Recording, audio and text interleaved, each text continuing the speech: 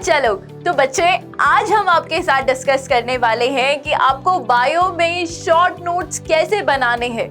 Because ये काफ़ी सारे बच्चों का कंसर्न होता है। जनरली आपको पता है स्टूडेंट्स कि हमारे दो तरीके के नोट्स होते हैं, है ना।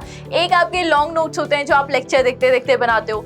इसके अलावा आपकी एक और कैटेगरी आती है जिसको आप क्या बोलते हो, शॉर्ट नोट्स बोलते हो। और ये जो शॉर्ट नोट्स हैं ये आपके किस टाइम पे काम आते हैं, रिवीजन करने के टाइम पे आपको हेल्प करेंगे। जब आपका नीट का एग्जामिनेशन पास आने वाला होगा, जब आपका एग्जाम होगा, तो आप क्या कर सकते हो, शॉर्ट नोट्स को फटाफट से देख के क्या कर सकते हो, चीज़ों को रिवाइज कर सकते हो। तो बेटा सबसे पहले अगर हम बात करें इम्पोर्टेंस ऑफ शॉर्ट नोट्स की, तो आपका शॉर्ट नोट्स क्यों रिक्वायर्ड है, ताकि आप कम से कम टाइम में ज़्यादा से ज़्यादा रिवाइज कर सको। क्योंकि क्या होता है, एग्जाम टाइम में तो हमारे पास टाइम बहुत कम है। अगर हम केवल बायो की बात करें तो ऑलमोस्ट आपके कितने चैप्टर्स हैं, पहले आपके 38 थे, तो आपको क्या करना है, सबको एक साथ रिवाइज करना है। तो आप कैसे कर सकते हो, शॉर्ट नोट्स की हेल्प से कर सकते हो। तो इसीलिए क्या करते हैं जो स्टूडेंट्स होते हैं वो क्या बनाते हैं, एक तो नोट्स आपकी क्लास के साथ बनते ही बनते हैं, एज वेल एज हम और क्या बनाते हैं, शॉर्ट नोट्स बनाते हैं। अब हमारा क्वेश्चन आता है कि शॉर्ट नोट्स तो होने चाहिए, बट ये शॉर्ट नोट्स बनाए कैसे, कैसे हम शॉर्ट नोट्स को बना सकते हैं। तो बेटा हम कैसे शॉर्ट नोट्स को बना सकते हैं, आप क्या लिख सकते हो अपने शॉर्ट नोट्स में, एनसीईआरटी के पॉइंट्स लिख सकते हो। हम सबको पता है एनसीईआरटी हमारे लिए बहुत ज़्यादा इंपॉर्टेंट है, बिकॉज नीट का मैक्सिमम जो पेपर है आपका वो एनसीईआरटी पे बेस्ड अपॉन है।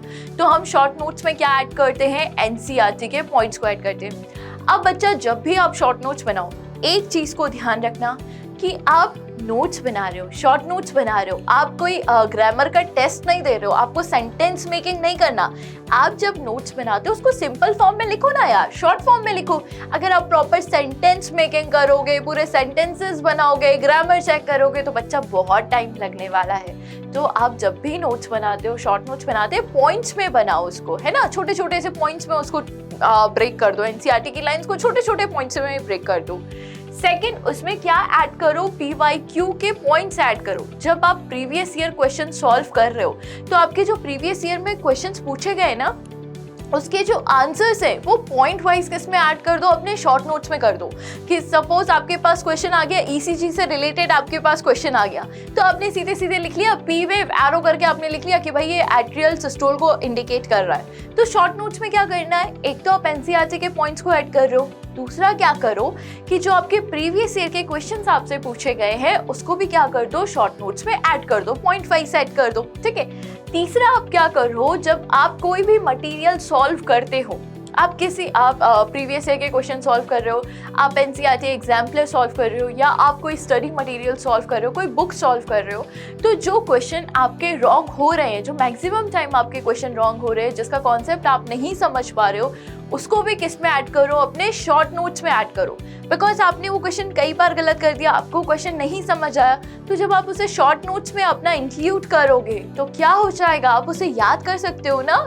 आपने छोटे फॉर्म में उसे लिख लिया, शॉर्ट नोट्स का मतलब क्या है, छोटा सा लिख लिया, तो आप उसको फटाफट से क्या कर सकते हो, रिवाइज कर सकते हो। इसके अलावा क्या करो, जो शॉर्ट नोट्स बनाते हो उसमें फ्लो चार्ट की हेल्प से बनाओ। क्योंकि क्या होगा, जब आप फ्लो चार्ट बना दो, सपोज आप ब्लड को क्लासिफाई कर रहे हो, ब्लड सेल है, प्लाज्मा है, ब्लड सेल के डिफरेंट सेल्स है, तो इन सबको कैसे शो करो, फ्लो चार्ट की हेल्प से शो करो।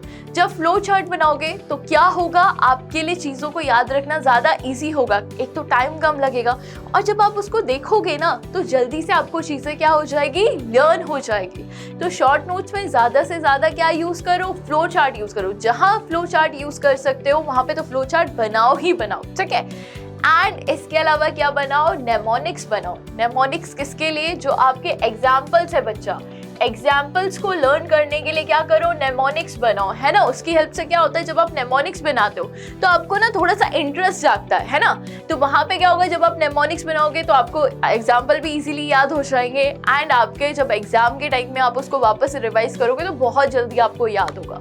तो हमें क्या करना है, शॉर्ट नोट्स पे भी फोकस करना है। आपके लॉन्ग नोट्स तो बेटा क्लास के साथ साथ बन ही रहे होंगे, उसके अलावा हमें क्या करना है, शॉर्ट नोट्स भी बनाने हैं जो हमें रिवीजन करने में बहुत ज़्यादा हेल्प करेंगे। ये इसका मेन पर्पस क्या है, रिवीजन करने का पर्पस है। तो अभी से अपना स्टार्ट कर दो, शॉर्ट नोट्स बनाना स्टार्ट कर दो। जैसे जैसे चैप्टर पढ़ते जा रहे हो उसके शॉर्ट नोट्स भी बनाते हुए चलो, और ट्राई करो हाइलाइटर यूज़ करो, कलरफुल पेन्स यूज़ करो। तो उससे क्या होता है, जब हाईलाइट करते हो ना चीज़ों को तो जल्दी से नज़र पड़ती है वहाँ पे। हमें केवल चलता हुआ काम नहीं करना, हमें अच्छे से काम करना, अभी बहुत टाइम है हमारे पास, राइट। तो हमको क्या करने हैं, शॉर्ट नोट्स बनाने स्टार्ट करने हैं, ठीक है।